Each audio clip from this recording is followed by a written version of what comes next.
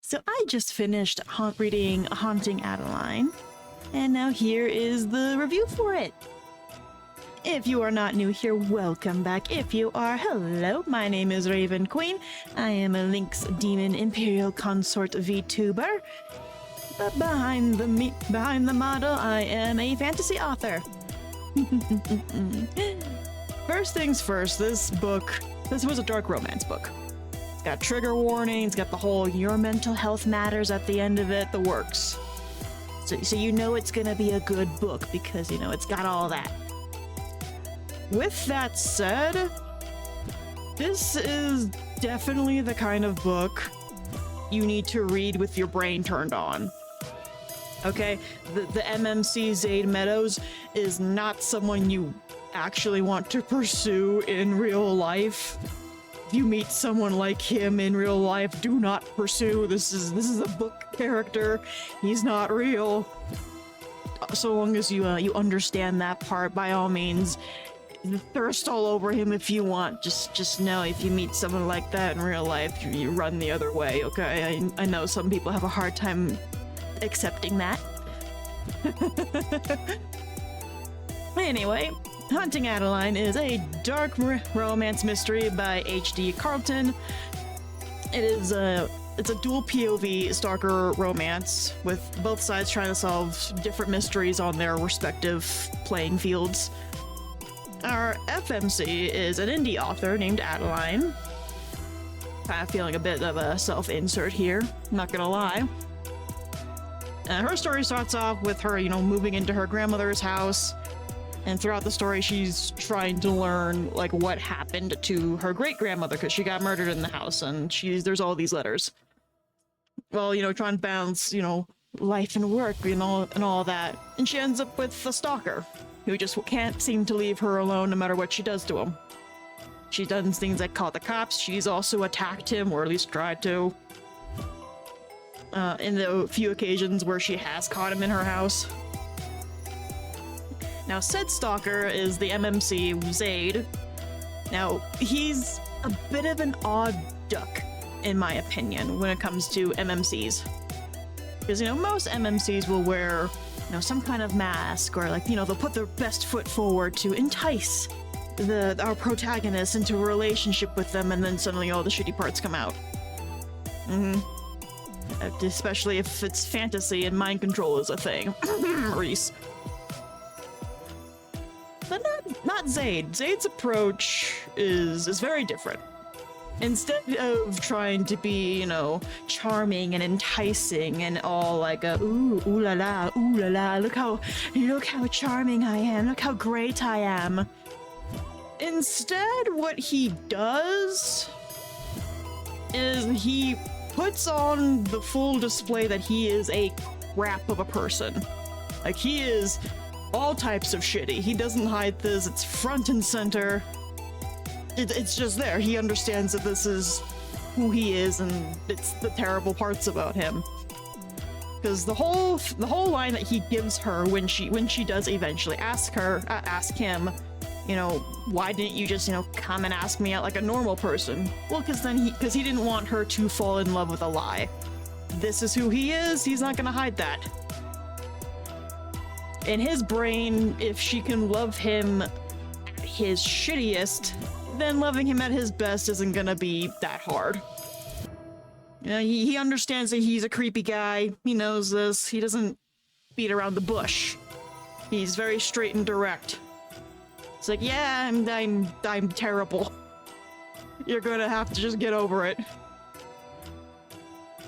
Now, on TikTok, whenever I see people ripping books apart, setting them on fire, cursing the author, how dare they write something so vulgar?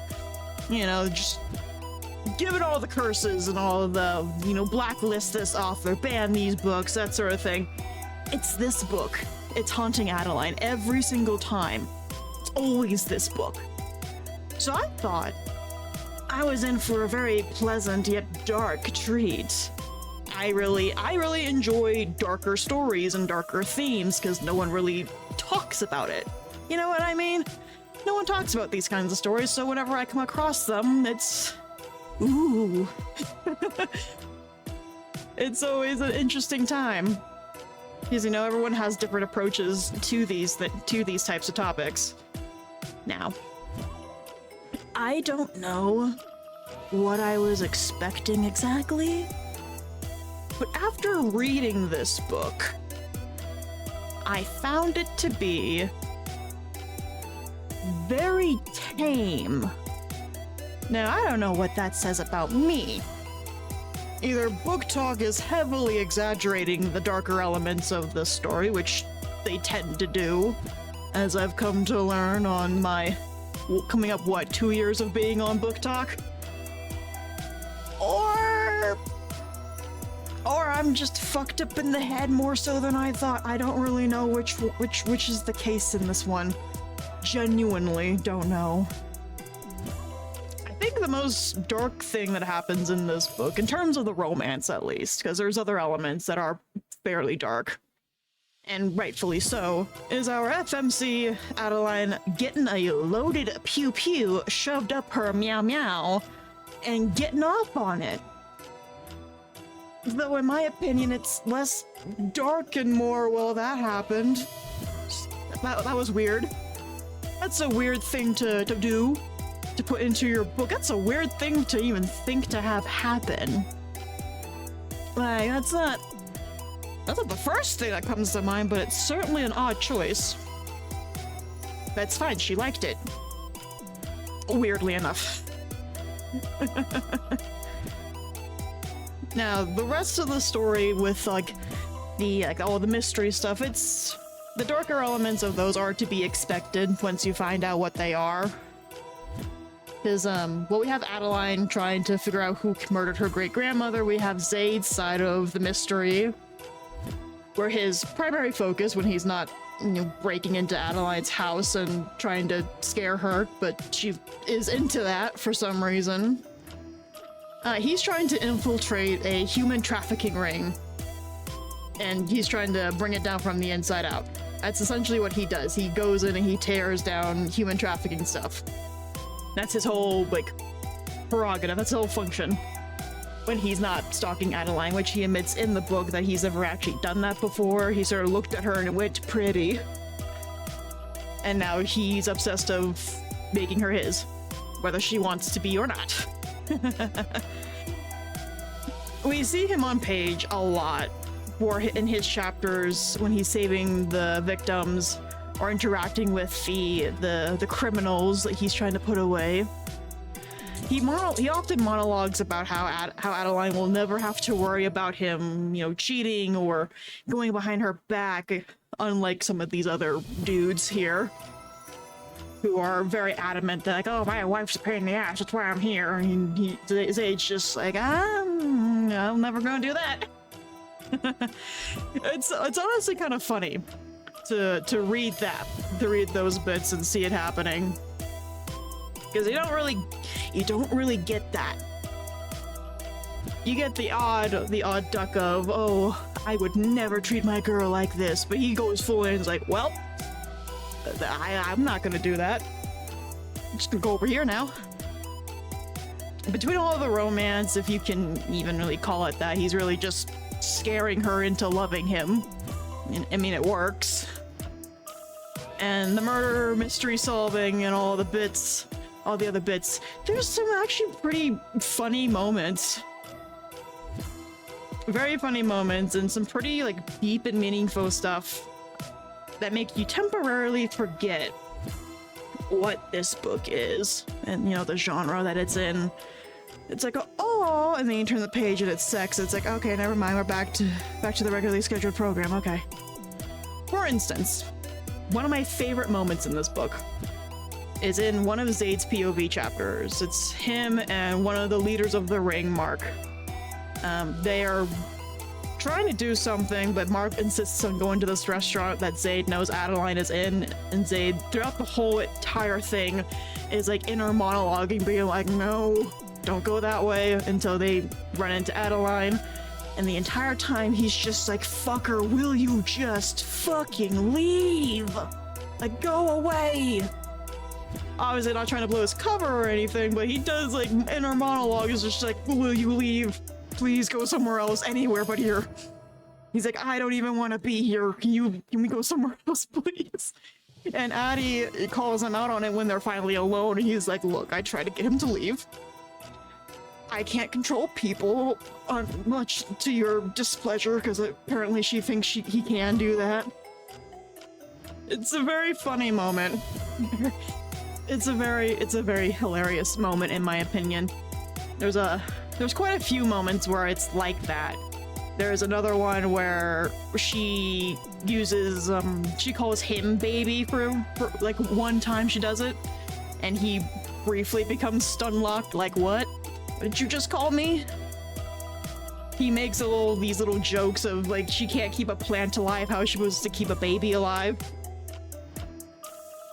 There's little tidbits scattered in there that are just they're pretty funny and oddly normal. Very oddly normal. But overall, I enjoyed the book for what it is. I would give it a solid 3 out of 5 stars. Would recommend. Of course, with the caveat that you keep in mind the darker themes and elements of the story. It's not for everyone. Not everyone likes this kind of thing, although I found it to be tame. There are apparently scores of people who are like, oh my god! Jesus bless your souls! You know, that kind of thing. But it is a book, it's not real. And this is not a man that you want in real life. So I'm gonna go tell the Akatar girlies that as well. You don't want the no. There is a book too, and the book warns you at the very beginning, like before you can get into the story. It warns you. It's in I think it's in the trigger warnings. This book will end on a cliffhanger, and therefore you do have to read book 2 if you want to know how everything ends. There is a book 2. I will read it. Eventually when I get to it, I will read it. In the meantime, what will I be diving into next? I have compiled a list of books that I want to read for 2026. And the next book that I have decided that I will read is going to be Direbound by Sable Sorensen. I will be bringing back my reaction pages to my TikTok, and I think I'm gonna try something a little different this time around. So look forward to all of that, and I will see you guys either in the next video or at one of my live streams. Don't forget to hit all of the buttons, it helps me out, it's free for you to do, and I will see you guys in the next one. Bye bye!